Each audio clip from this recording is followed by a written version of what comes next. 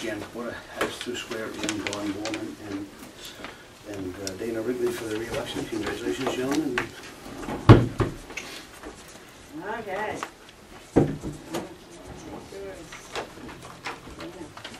Raise your right hand and repeat on. I Donald Borman, do swear that I will support the Constitution of the United States so long as I shall continue a citizen thereof, so help me God. I, Dana Wrigley, do swear that I will faithfully discharge all the duties incumbent upon me as a member of the Town Council according to the Constitution and laws of the state, so help me God.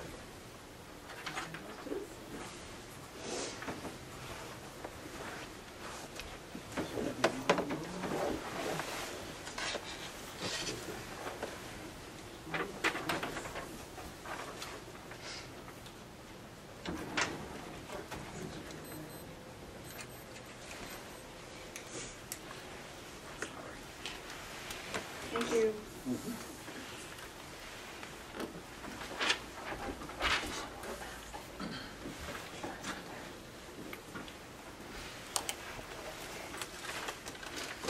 Good to go, ma'am? Good to go. The next item on the agenda is to consider approving the minutes for the meeting held on December 12th. I make a motion, we accept the minutes of December 12th. I'll second that. Moving second, all in favor? Next item on the agenda is to act upon a blanket letter of approval of games of chance at the American Legion. This item is an annual one that comes before the council, and you're asked to approve and acknowledge that games of chance take place at the Legion Hall, and that you're on record as giving your approval for that activity to occur.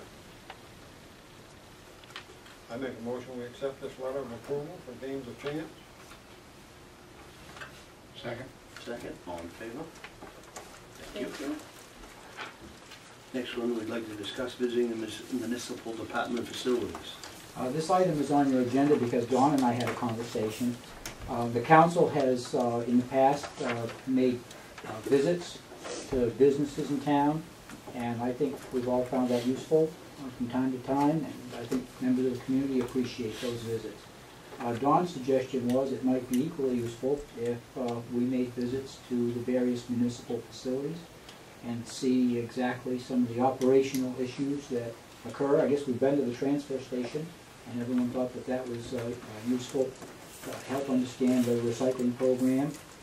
And so we wondered if the council would like to devote some time to that as a group, as you did tonight in your visit to the wood boiler, to continue that series by us dropping in. I talked with Jeff Hall. We thought this time of year with snowstorms predicted for tomorrow and I guess a few days from now, that the Public Works Garage might be the first one on your stop.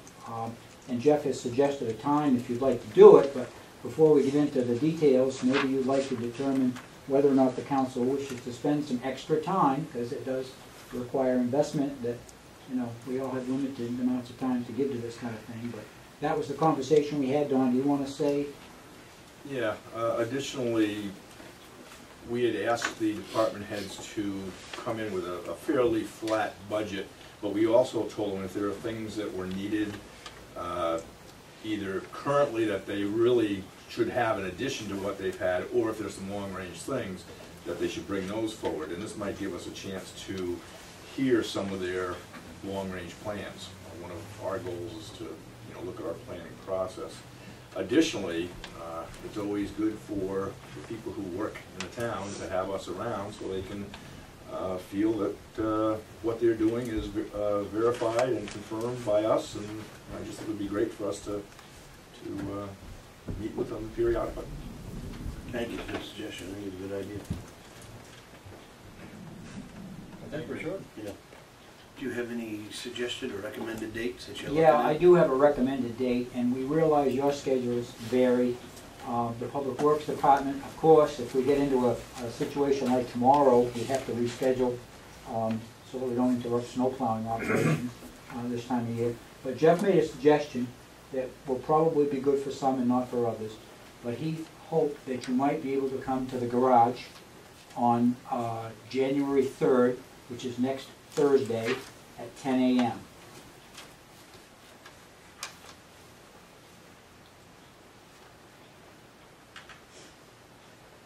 And it is hard to select a time that's a good time for everybody, and we can try to vary these so that there isn't any member of the council who's permanently excluded from the visits because of the way they're timed. But that worked for Jeff, and we hope it would work for at least the majority of the council. Works for me right now. Works for me. It's a good time for me. It is a good time. I knew there'd be an issue, but, No problem. Would I've you been like down there to- enough so I know what's going on. okay? And I'm sure that Jeff and I would be happy to go around another time and do with Byron what the others will see. So that when it comes to a budget talk, you'll have the same information that the other council members have. And That'd be good. I'm sure that Jeff would be agreeable to that, as I am, Probably afternoon would in the afternoon. Yeah. Yeah. be sometime between two, what's that, what time? They, On a normal well, day. 3:30 usually if things are going smoothly. Yeah. We'll Usually. we'll work on that. Yeah, okay, Okay, sounds but good. is there a motion then to do Oh. that for the minutes? or- I'll move that we meet each of the departments and start with the public works. Seconded. Move second, all in favor? There we go. Okay, thank you very much. I'll tell Jeff. The next one is to act on a piece of tax-acquired property on High Street. We have some good news on that one, because the council gave some direction at the last meeting that we would extend an offer to the owner of the property. And we did that following the meeting, the next day. Or I think actually the buyer was in the room and knew he was kind of waiting, but he took some time to consider the offer. And he came back with a counteroffer that was less than we had proposed. And I said, well, it's unfortunate because I had a figure in mind that I was authorized to sell it at, and his offer fell short. But I told him what that number would have been, and had he come back with that number, I could have sold it to him. And he then adjusted what he had told me to the figure that you proposed. So the offer that we made and that we signed was to sell the 86 High Street property for $25,000. The only stipulation is that the prior owner issue a release of claim. They had indicated to us previously that they would do that. Wasn't Mr. Muggero's attorney does not see that as a difficulty, and we should be able to obtain that shortly. Not looked upon as going to be a significant glitch. So I think we've done what you asked us to do at the last meeting, and we're pleased to be able to take that off from our list of active items once we complete the sale. I'd like to make a motion that we take that money and put it with the other money we put away for future property purchases when we do get it. I'll second that. Move second, all in favor of that? Opposed? I would just like to see the money be used to reduce taxes.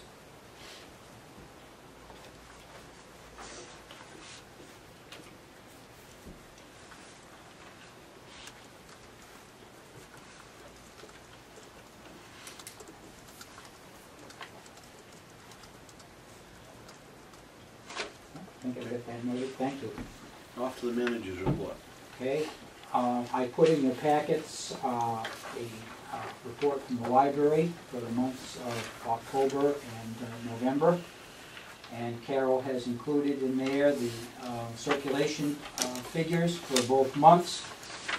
She's reported there on some of the activities. She mentioned the candidates forum that seemed to be a successful event held last fall in October.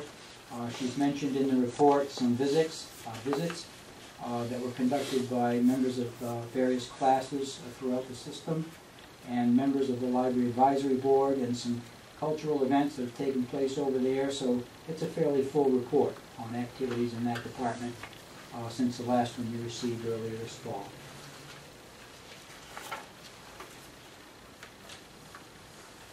The next item is a follow-up to something that was discussed at the last council meeting.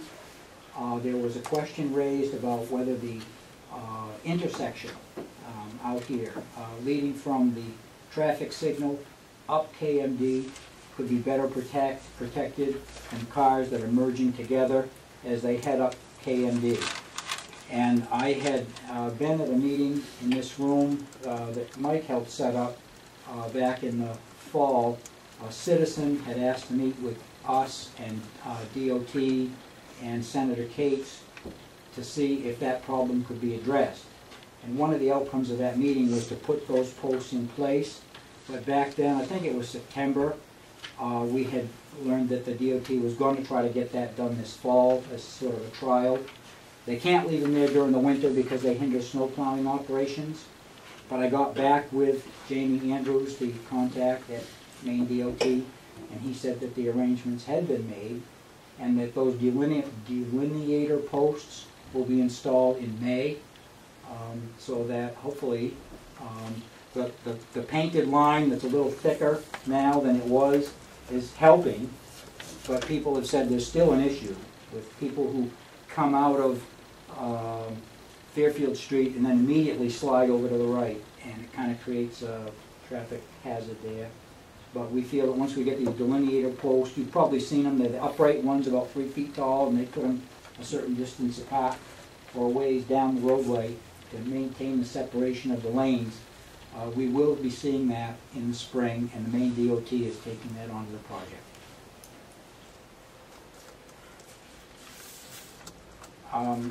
Next item on, if there's no questions about that, the next item I wanted to offer you is the proposed budget calendar for the season that will begin soon. Doug and I have arranged to have the budget materials distributed to the department heads to begin working on January 3rd, next week.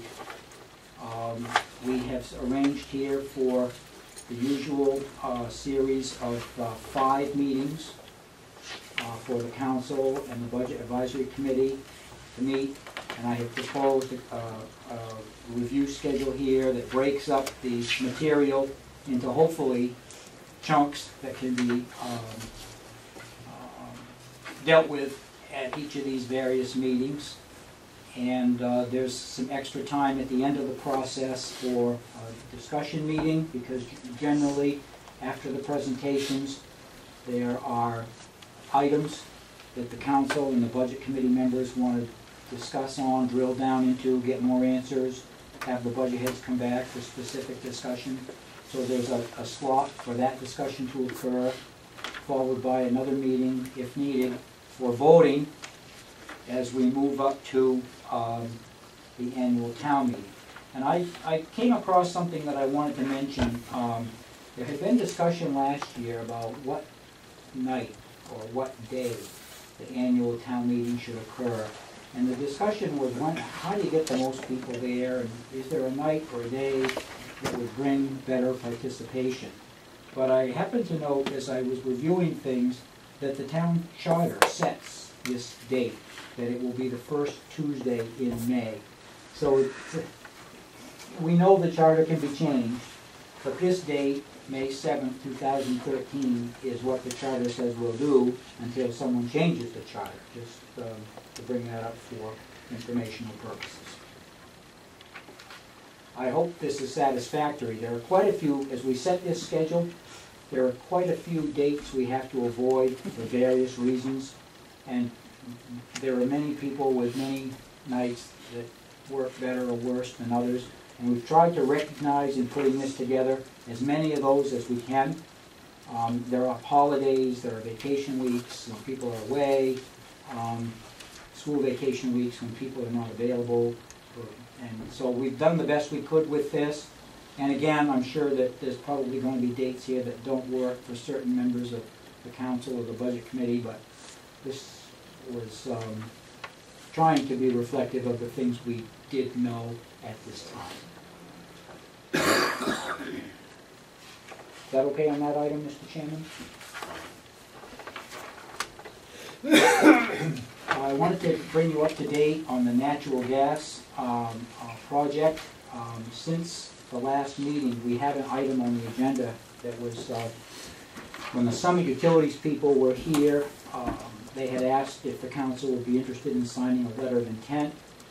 There were some questions that came out of our discussion with them that night that we had, and a direction was given at the last meeting to make contact with Maine Natural Gas, the competitor to Summit Utility, to determine whether they had any plans that would involve the town of Oakland. And we'd learned of that from reading in the newspaper about a presentation that they had given to the Winslow officials. So I made a phone call and had a visit last week from Roy Lane, representative of Maine Natural Gas. And he came and spoke to me very knowledgeably about their plans. They have a different business strategy altogether from Summit. But he told me that they do not have plans for Oakland at least for 2 years. So it wasn't as though they had something immediately. Their business plan is to try to make the contacts with the larger consumers and then work out from there, much like we had originally discussed. And that's a different plan, as you know, from what Summit was telling when they were here and what this all about. So I don't think we've missed any opportunities, but he did tell me, Mr. Lane did tell me that right now there's kind of a lull as these companies compete for the larger accounts. What they have to say to us is, at this time, we're not in an active phase of their conversation. I got back with Mike Dugay, who was the man who was here, one of the people who was here from Summit the night they came, and he feels that pending, if that company wins the contract with some of the major consumers, that a service line to those could go through Oakland this year. That the service line to the major consumers would come down KMD and make a right here at the light and head up Fairfield Street to some of the major consumers up the line. So if that holds true, we may see some activity in the new year. But he said that even if that happens, services to the neighborhood through which this line passes would probably not be ready before a year, 2014. So that ends up with kind of a similar timetable to what both companies were kind of telling me about the same time frame. Don had a question. Go ahead, Don. So if I understand, Maine Natural Gas will not be coming through Oakland at all unless they have a spur off of one of their lines on the other side of the river Waterville. Summit still plans to come down KMD and go up Fairfield Street for their major distribution. I think that's an accurate statement, Don. So for us, the more likely situation with Summit would probably be more readily accessible. Plus, we would still have to consider whether we granted a TIF or whether we didn't through their line should they come through here. Summit did indicate that they would be seeking TIF, tax increment financing arrangements, which they told us they would use to help make connections to customers. The other company indicated they're not seeking any TIFs, so there was a major difference in approach there. Finance director had suggested perhaps the TIF monies might be used to help make the municipal buildings suitable for gas and save conversion costs that we would need to make, at cost to the taxpayer. And he found out for us through conversation with state authorities that the state won't allow that. They won't allow TIF monies to benefit a public entity. To them, it's kind of like the public giving money to itself rather than spurring additional commerce. So that's just a question that we had and an answer that we received.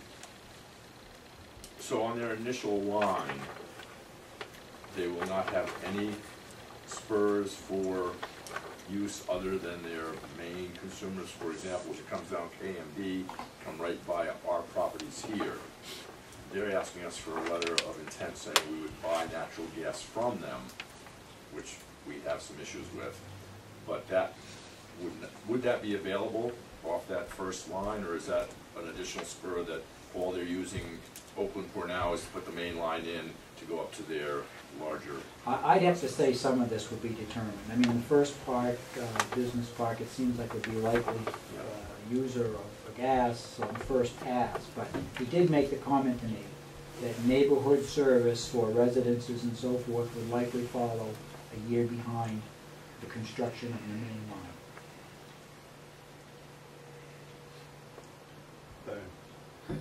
Now, is that main natural gas or is that Summit? I was just speaking Summit that time. Oh. They're the ones who want to come up KMD and out Fairfield Street, Summit. Maine Natural Gas apparently envisions reaching us from different directions as they expand into the area north of here and east of here. Is that good on that? They had asked us for a letter, the letter of intent. Dana had commented that, at this point, we probably weren't ready to give it. We basically tabled what we were going to say to them until we got more information. And I don't know if, I guess my inkling now is to say, yes, we support them, but with no idea when they're going to be even supplying us. That makes it a further tug to get us to say we're going to buy from them, regardless of what the future may hold.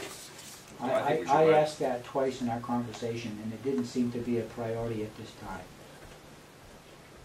So they're not really looking for that letter at this time? I think when they need something, they'll come back and tell us what they need, and you'll have a chance to consider it then. I asked for a draft, and I think at one point they mentioned they'd provide a draft, but I think that's still in the future.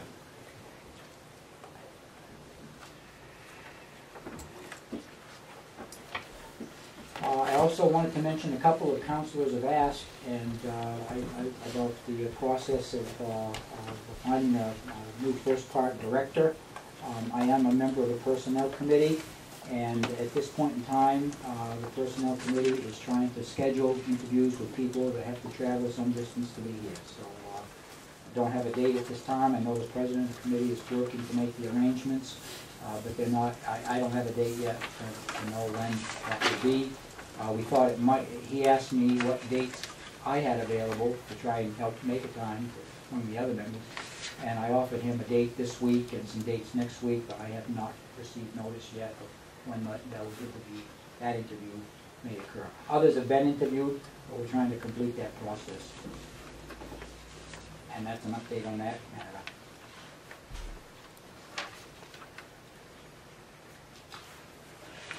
Eric? I was going to ask you, has there been any talk about combining the Central Maine Growth Council and Forest Park still? Or? There has been talk. But just talk? Well, there have been meetings. I haven't been at the meetings, but I've talked with ones who have interest in that area.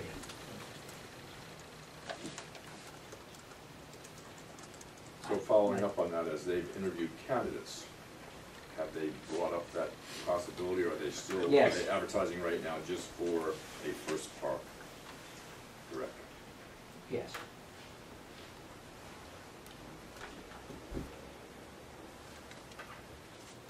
Okay? Okay.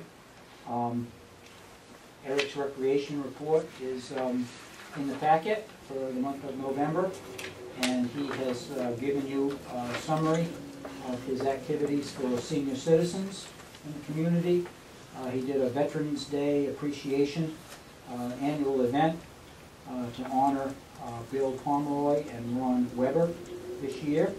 It was a nice ceremony, and I know that I enjoyed it, and I think we had some students there from the school to come and see the event, and everybody there had a great time.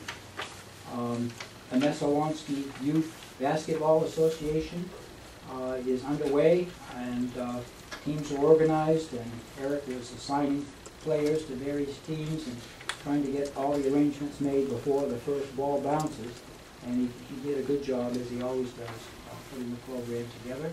He's reported also on the community tree lighting that took place December 7th. Some of us were all there and thought it was a wonderful event, and the tree looked wonderful for Christmas this year, and we're thankful to the donations that were made to help make that possible, both money and time, to put new lights up this year. Really was got a lot of compliments.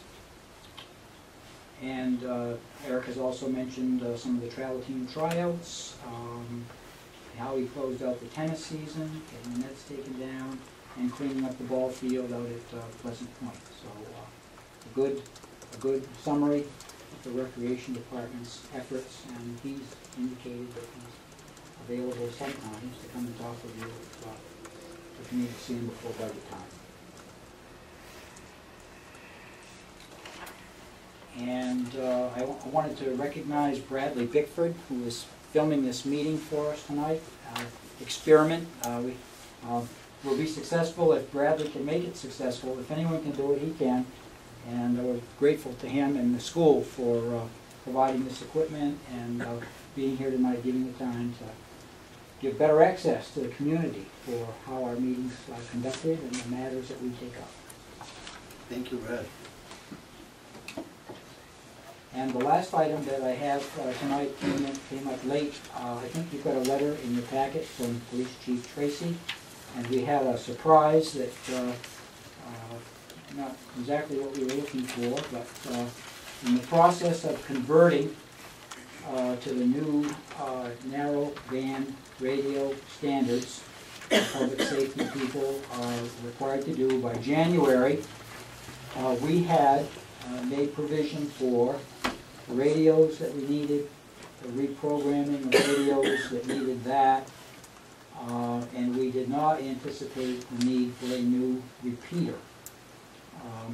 This was a device that's on top of the tower up on High Street, and it's a necessary part of the communications setup in order for our police officers to talk to one another as they're making responses. This is a $6,000 problem. We have had input from 2 vendors on how best to obtain the device that we need so that the police can function effectively. And the higher quote was for $6,216. The less expensive quote from Yankee Communications is for $5,892, $300 less. The chief doesn't see any way to avoid this expense. We feel that we will have to take it from the budget that we currently have. There's no request here for any additional funds. The chief feels that he will have to put the binders on various expenditures that we have some discretion on between now and June, the final half of the budget year, and the training budget will need to be utilized to help provide for this. But under the circumstances, the letter of explanation will have to suffice because we don't have too many options, but we wanted you to be aware that we've struck this obstacle, and this is how we propose to deal with it. So we're wishing that we'd anticipated this better, but we didn't, and we'll take responsibility for that and hope that you're satisfied that if we can bring this out of the existing budget, that we've done as well as we could with this unexpected expense.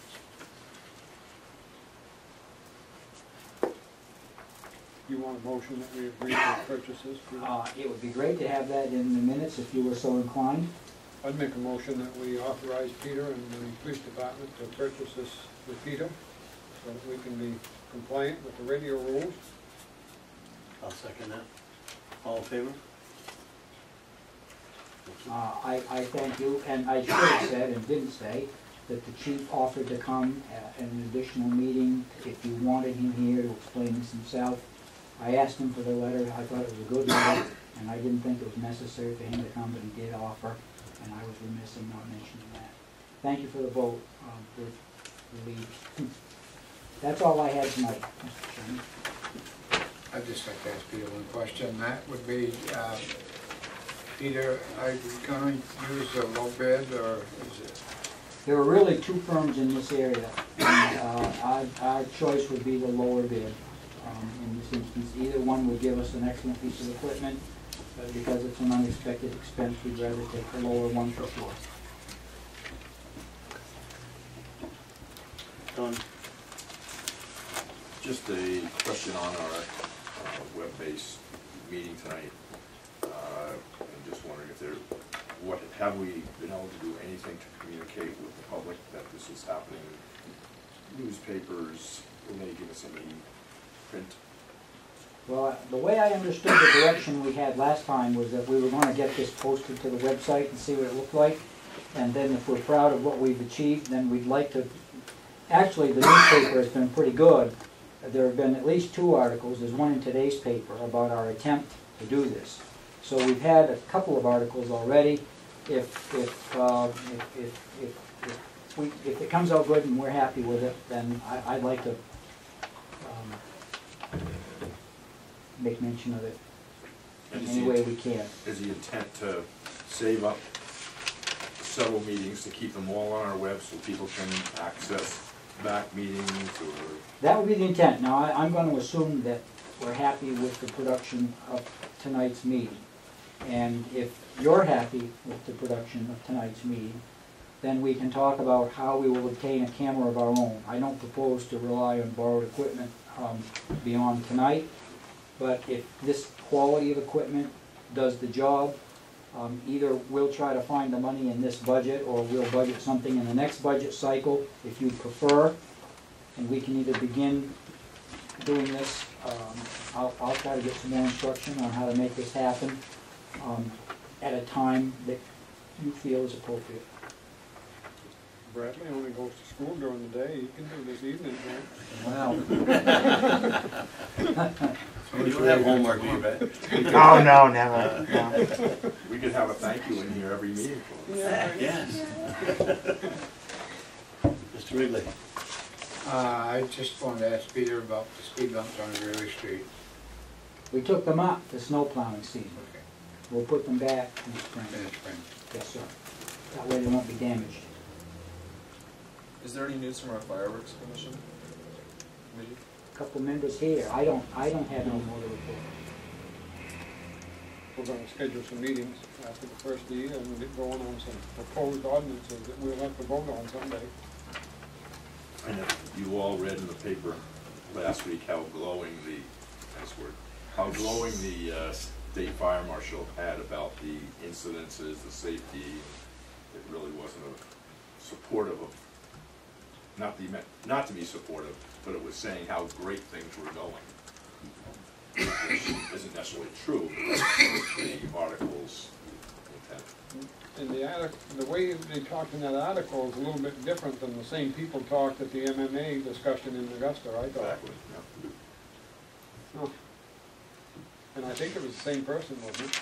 I would assume so. Wasn't that Augusta's fire safety guy? Do you have anything, Mr. Wrigley? I'm all set. We've been joined tonight by a civics class from SLC High School. Before we close out the meeting, do you have any questions for any one of us? Or any one of us would be happy to answer your questions. You guys aren't this quiet in school, and you weren't that quiet the other day when I was up talking to you. Nothing? Did you learn anything tonight? Brad says, yeah, I learned. I don't want to be here every night. This is I wasn't actually, asking you, Brad. this is killing 2 birds with 1 stone for me. I'm doing this, and I'm actually doing the civics class thing, so I'm... Kelly, did you have anything? Did I miss something? Okay. Kelly. Just a question if the meetings to the public departments were open to budget advisory committee members as well. If there are no further questions, Mr. Wrigley. I make a motion we adjourn. Second? All in favor? Good night, thank you for coming. If you have any questions, we're here. Seriously. Kelly, did you get the time? Did you write that I did. Do you want me to?